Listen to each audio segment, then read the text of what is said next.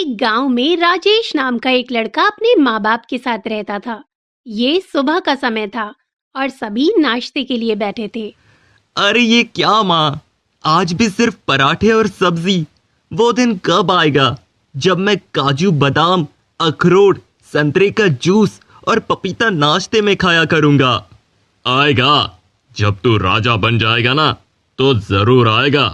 क्या सच में पिताजी? इसका मतलब आपकी दुआएं मेरे साथ है ना? इस पर उसके पिता अपने दांतों को भींचने लगे। अरे दुआएं नहीं दे रहे हैं, वो गुस्से में बोल रहे हैं। और अगर तू सिर्फ नाश्ता ही इतना महंगा चाहता है तो वो भी हो सकता है, पर अगर तू मेहनत करके अच्छा धन कमाए तब। अगर मेहनत करके धन कमाऊंगा तो शरीर तो बेकार ही हो जाएगा ना माँ। इस पर उसकी माँ ने अपना सर पीट लिया। बहुत हो गई तेरी लापरवाही। आज या तो तू घर में पैसे कमा कर लाएगा या फिर इस घर में कदम भी नहीं रखेगा। अरे बाप रे, लगता है आज तो मेरे रास्ते लगने वाले हैं। राजेश अपने घर से निकला और बाजार की तरफ चल दिया। हाँ, लगता है आज तो पैसे कमाने ही पड़ेंगे, जो मेरे लिए नामुमकिन है। तभी उसको एक आदमी नजर आया। वो एक बकरी चरा रहा था। मोहिनी, तुम इधर ही ठहरो, ठीक है ना? मैं अभी 1 नंबर करके आया। ये कहकर उस आदमी ने बकरी को एक पेड़ से बांधा और खेतों में चला गया। अरे वाह, एक बकरी! सही मौका है, इसको चुरा लेता हूँ, फिर इसे बेचकर अच्छे पैसे मिल जाएंगे। ये कहकर वो बकरी के पास गया और उसकी रस्सी खोलने की कोशिश करने लगा। अ, अरे खुल जा भाई, काका ने तो पूरा जोर लगाकर रस्सी को बांधा है। तभी एक आदमी उसके पास आया। अरे भाई, बकरी बेच रहे हो क्या? बेचने का कोई खास मन तो नहीं है, लेकिन आप सही पैसे दे देंगे तो बेच भी दूंगा। मुझे मेरी बीवी के लिए बकरी चाहिए। अगर आज बकरी लेकर गया नहीं तो वो घर में घुसने नहीं देगी। इसको मुझे बेच दो। ठीक है, तो इसके आप मुझे 100 चांदी के सिक्के दे दीजिए। ये लो। ये सुनकर उस आदमी ने राजेश को चांदी के सिक्कों की एक थैली दे दी। अरे वाह, मैंने तो तुक्का लगाया था, इसने तो फौरन सिक्के दे दिए। अब राजेश और उस आदमी ने मिलकर बकरी की रस्सी खोली और आदमी बकरी को ले गया। चलो अच्छा हुआ, पूरे 100 चांदी के सिक्कों में बकरी को बेच दिया। तभी बकरी का मालिक वहां आ पहुंचा। 100 चांदी के सिक्के? अरे बाप रे, अब तो मेरी कुटाई होने वाली है। वाह बेटा, तुमने तो कमाल कर दिया। जी का क्या मतलब? इस बकरी को कब से बेचने की कोशिश कर रहा था। 10 चांदी के सिक्कों में भी कोई नहीं ले रहा था, तुमने तो इसे 100 चांदी के सिक्कों में बेच दिया। जी काका, मैंने सोचा आपकी थोड़ी मदद कर दूं। शुक्रिया बेटा, लो इसमें से 5 सिक्के तुम रख लो। वाह! और राजेश खुश होता हुआ अपने घर पहुंचा। अरे तू इतनी जल्दी आ गया, भूख लगी है क्या मेरे बच्चे को? चाहे कितनी भी भूख लगी हो, अब इसको खाना तभी मिलेगा जब ये कम से कम 20 तांबे की मुद्रा रोज कमा कर लाएगा। 20 नहीं पिताजी, पूरे 5 कमा कर लाया हूँ, और वो भी तांबे के नहीं, चांदी के सिक्के। ये कहते हुए उसने सिक्कों की थैली अपनी माँ को दे दी। उसकी माँ ने थैली खोलकर देखा तो हैरान रह गई। हाँ, हे माँ, ये इतने तो कहाँ से लेकर आया? इतने तो आज तक मैंने तक नहीं कमाए। अरे पिताजी, ये सब आपके आशीर्वाद का कमाल है।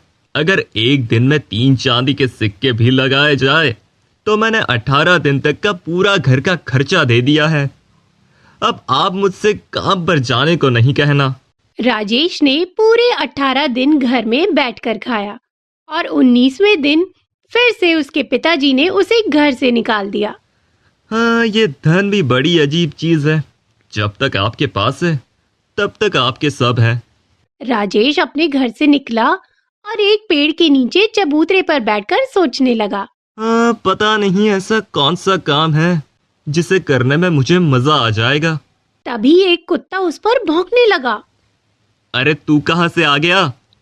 उसने एक पत्थर उठाया और कुत्ते को फेंक कर मारा, लेकिन उसका निशाना चूक गया और झाड़ियों से एक आवाज आई। आ!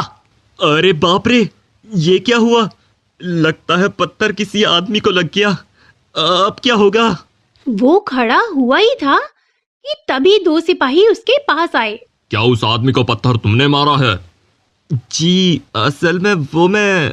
चलो चलो, जल्दी से महाराज के पास चलो। सिपाही उसे पकड़कर राजमहल ले गए और उसे महाराज के सामने पेश किया। महाराज, यही वो लड़का है जिसने उस आदमी को पत्थर मारकर उसे बेहोश कर दिया।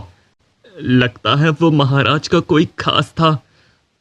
महाराज मुझे मृत्यु दंड देने वाले हैं। महाराज, असल में वो पत्थर मैंने उस... तुम्हारे अचूक निशाने की वजह से हमारा हमलावर आज हमारे कब्जे में है। हमलावर? हाँ, वो आज रात महल में घुस गया था और उसने महाराज पर जानलेवा हमला भी किया था। उसके बाद जैसे ही महाराज ने अपने बचाव में तलवार निकाली तो वो महल की खिड़की से कूदकर भाग गया था। जब वो वहां से भागा तो हम उसके पीछे लग गए थे। वो बस हमारी नजरों से ओझल होने ही वाला था, लेकिन तभी तुमने उसको पत्थर मारकर उसे बेहोश कर दिया। ये सुनकर राजेश की जान में जान आ गई। हाँ, असल में मैंने उसे देख लिया था। मैंने सोचा जरूर उसने कोई गलत काम किया होगा जो महाराज के सिपाही उसका पीछा कर रहे हैं, तो मैंने पत्थर उठाया और उसको जोर से मारा। बहुत अच्छे, तुम्हारे जैसे वीर और हट्टे कट्टे नौजवानों को हमारा अंगरक्षक होना चाहिए। अंगरक्षक? हाँ, आज से तुम हमारे अंगरक्षक हो। आज से तुम हमेशा हमारे साथ रहोगे। बताओ, तुम्हें कितना वेतन चाहिए? महाराज, आपकी जान की जितनी कीमत हो आपको लगे, आप मुझे उतना वेतन दे सकते हैं। इस जवाब से महाराज बहुत खुश हुए। तुम बहुत चतुर हो। शाम के समय जब राजेश अपने घर पहुंचा तो अंगरक्षक की पोशाक में उसको देखकर उसके माँ बाप दंग रह गए। तो उसकी माँ ने कहा, अरे ये तुमने क्या पहना हुआ है बेटा? हाँ? माँ, आज से मुझे महाराज ने अपना अंगरक्षक नियुक्त कर दिया है। क्या? महाराज ने तुझमें ऐसी कौन सी काबिलियत देख ली जो तुझे अपना अंगरक्षक ही रख लिया? वही जो आप एक पिता होकर भी नहीं देख पाए। ये सुनकर उसके माता पिता बहुत खुश हुए। अब राजेश हर समय महाराज के साथ ही रहता, ठीक उनके साए की तरह। शुरू शुरू में तो उसे सब कुछ बहुत अच्छा लगा, लेकिन एक दिन उसने सोचा, दिन भर महाराज के आगे पीछे फिरता हूँ, ये काम तो बहुत ही ज्यादा बोरियत भरा है। आखिर कब तक मैं इसे करता रहूंगा? रात के समय जब राजेश अपने घर पहुंचा तो उसने अपनी माँ से बोला, माँ, मुझे ये काम कुछ अच्छा नहीं लग रहा है। मेरा इसे करने का बिल्कुल मन नहीं कर रहा। अरे तू पागल हो गया है क्या? ऐसी नौकरी के लिए तो सब तरसते हैं। जिस राजा से मिलने के लिए घंटों लोग कतार में खड़े होते हैं, तू उनका अंगरक्षक है और तुझे वेतन भी कितना अच्छा मिल रहा है। फिर तू ऐसा क्यों सोच रहा है? चाहे कुछ भी हो, लेकिन इस काम में मैं खुद को आजाद महसूस नहीं कर पा रहा। उनसे कुछ देर बहस करने के बाद राजेश सो गया।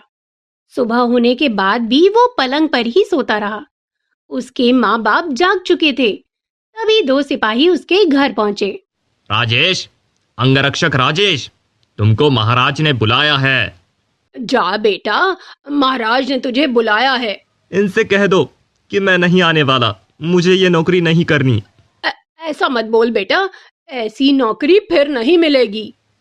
हमने सुन लिया है। हम महाराज की सुरक्षा के साथ खिलवाड़ नहीं कर सकते। अगर राजेश को ये काम नहीं करना तो आप उसके साथ जबरदस्ती मत करो। ये सुनकर राजेश खुश हो गया और उसके पिता एक गहरी सोच में चले गए। रात होने तक उनको तेज बुखार हुआ और वो पलंग पर आ गए। राजेश, जरा जल्दी से वैद्य जी को बुला कर ला। तेरे पिता की तबीयत बिगड़ गई है। माँ, मैं अभी जाता हूँ। राजेश भागा भागा वैद्य जी को बुला कर ले आया। इनकी तबीयत बहुत खराब है, इनको यहाँ की दवाई नहीं लगेगी। बेची, क्या मतलब है आपका? इनकी औषधि बनाने के लिए मुझे जिन जड़ी बूटियों की जरूरत पड़ेगी वो बेरमपुर के जंगल में उगती है और उन्हें बेरमपुर गांव के वेद बेचते हैं। मुझे अपना काम छोड़कर वहां जाना पड़ेगा और उसके लिए बहुत समय और धन लगेगा। कम से कम 300 सोने की मुद्राएं। 300 सोने की मुद्राएं? भला मैं कहां से लाऊंगा? अगर इनका इलाज करना है तो आपको इसका इंतजाम करना ही पड़ेगा। अगर तू काम नहीं छोड़ता तो आज हम महाराज से मदद मांग सकते थे और हम तेरे पिता का इलाज भी शुरू करा पाते। मुझे मेरी गलती का पछतावा हुआ है माँ। मैं अभी जाकर महाराज से मदद मांगता हूँ। राजेश उसी समय महल पहुंचा। तुम कहाँ जा रहे हो? मैं अंगरक्षक राजेश, मुझे महाराज से मिलना है। तुम अंगरक्षक थे, अब नहीं हो। आप अगर तुमको मिलना है तो सुबह आकर हाजिरी लगानी होगी, कतार में खड़ा होना होगा और अगर तुम्हारा नंबर आया तो महाराज से तुम्हारी मुलाकात हो जाएगी। हे भगवान, तब तक तो बहुत देर हो जाएगी। तभी उसको कुछ याद आया। अरे हाँ, आज महाराज दोपहर में शिकार के लिए जाने वाले हैं, उनसे मिलने का वही सही मौका है। दोपहर के समय महाराज 2 सिपाहियों के साथ शिकार को निकले। वहीं जंगल की सरहद पर राजेश भी उनके पीछे हो लिया। अब मौका पाकर महाराज से मुलाकात कर लेता हूँ। वो उनके पास जा ही रहा था कि तभी 2 आदिवासी सिपाही हाथ में भाला लिए आए और उन्होंने महाराज के दोनों सिपाहियों को मार दिया। आह! आह! अरे, आप लोग कौन हैं? महाराज अपनी तलवार निकालते इससे पहले ही उन आदिवासियों ने महाराज को घोड़े से नीचे गिरा लिया और उनको बंदी बना लिया। चुपचाप हमारे साथ चलो। वो दोनों महाराज को बंदी बनाकर अपने साथ ले गए। ये महाराज को कहाँ लेकर जा रहे हैं? मुझे इन्हें बचाना होगा। वो लोग महाराज को एक बस्ती में ले गए जहाँ बहुत से आदिवासी थे। उनके सामने ही एक टीले पर एक आदमी मरा पड़ा था। ये तो मर चुका है, तुम इसके मुर्दे के साथ क्या कर रहे हो? ये हमारे राजा है, मैं इनका सेनापति। इनकी मौत अभी 2 हफ्ते पहले हुई है। अगर हम इनके शरीर के नष्ट होने से पहले अपनी मातृ देवी को किसी राजा की बलि दे देते हैं तो मातृ देवी हमारे राजा को फिर से जीवित कर देगी। ये तुम क्या बोल रहे हो? मुर्दे कभी जिंदा नहीं होते। तुम अपने आप को बचाने की कोशिश मत करो, हम तुम्हारी बलि देकर ही रहेंगे। मातृ देवी हमसे प्रसन्न है, वो हमारे राजा को वापस जरूर जिंदा करेगी। मैं ऐसे महाराज को मरने नहीं दे सकता। ये कहकर राजेश जल्दी से भागा और उसने एक आदिवासी से तलवार छीनकर सेनापति की गर्दन पर रखी। कौन हो तुम? महाराज को छोड़ दो, वरना मैं तुम्हारे सेनापति को मार दूंगा। सिपाहियों, इस आदमी को पहले मारो, चाहे मेरी जान क्यों ना चली जाए, और उसके बाद इस राजा की बलि जरूर देना। तभी सभी आदिवासियों ने राजेश की गर्दन पर अपनी तलवारें रख दी। अब राजेश बुरी तरह डर गया और उसने मन में सोचा, महाराज को बचाने के चक्कर में कहीं मेरी जान ना चली जाए। अगर मैं ही नहीं रहा तो राजा की नौकरी क्या खाक करूंगा। पहले यहाँ से भागकर अपनी जान बचा लेता हूँ, बाकी सब बाद में देख लूंगा। ये इरादा कर उसने भागने के लिए जैसे ही पैर पीछे लिया तो उसका पैर फिसला और वो उस लाश पर गिरा। उसके हाथ में पकड़ी तलवार से उस लाश का सर धड़ से अलग हो गया। ये देखकर सभी हैरान रह गए। जिंगा लाला हो, जिंगा लाला हो, जिंगा लाला हो, जिंगा लाला हो, जिंगा लाला हो, जिंगा लाला हो। लगता है अब ये लोग मुझे किसी कीमत पर नहीं छोड़ेंगे। हमारे राजा के शरीर को हम सलामत नहीं रख पाए, हम उनकी रक्षा नहीं कर पाए। अब मातृ देवी हमसे नाराज हो जाएगी। तभी जोरों की बिजली कड़की। मातृ देवी नाराज हो गई, अब उनका कहर बरसेगा, भागो भागो। वो सभी वहां से भाग निकले। महाराज और राजेश दोनों ने ही अब चैन की सांस ली। राजेश, तुमने काम पर आने से मना कर दिया था, उसके बावजूद भी तुमने हमारे प्राणों की रक्षा की। अब तो हम जिंदगी भर के लिए इसके आभारी रहेंगे। अरे नहीं महाराज, ये तो मेरा कर्तव्य था जिसे मैंने पहले नहीं समझा था, लेकिन अब सब समझ गया हूँ। महाराज राजेश को लेकर महल पहुंचे और सभी को उसकी बहादुरी का किस्सा सुनाया तो पूरा दरबार तालियों से गूंज उठा। महाराज, मेरे पिता की तबीयत बहुत खराब है। क्यों, क्या हुआ है उनको? अब अब राजेश ने सारी बात महाराज के सामने बताई तो महाराज ने उसी समय उस वैद्य को बुलवाया। महाराज की जय हो, महाराज की जय हो। वैद्य जी, आप अभी के अभी हमारा रथ लेकर बेरमपुर के लिए रवाना हो जाइए। जितने भी धन की जरूरत पड़े आपको राजकोष से मिल जाएगा।